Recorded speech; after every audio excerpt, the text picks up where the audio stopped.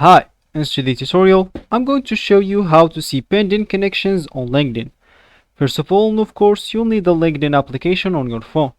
If you don't have that, just go and download it through Play Store if you're using an Android or App Store if you're using an iPhone. Then, all you need to do, just go and sign in to create your account. If you already have an account, ignore all of that, log into your account and let's get straight to it. So let me just launch my LinkedIn. And as we said, if you want to see pinned-in connections, all you need to do here is just tap on my network and the navigation bar at the bottom right. At the bottom left, not right, sorry. So if you click here at my network, all you need to do, just go and type or tap at invitations.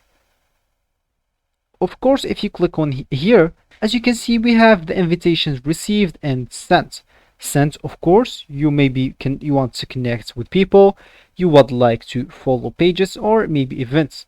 So here you will find all the pinned-in connections at received or maybe at sent. Maybe you would like to connect with someone and he did not respond to you yet. So all you need to do here to view the invitation you've sent to person you'd like to connect with, just go here and click as people.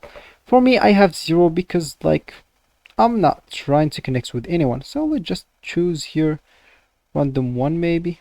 Let's just choose for connect. Now follow. I would like to connect with someone, of course.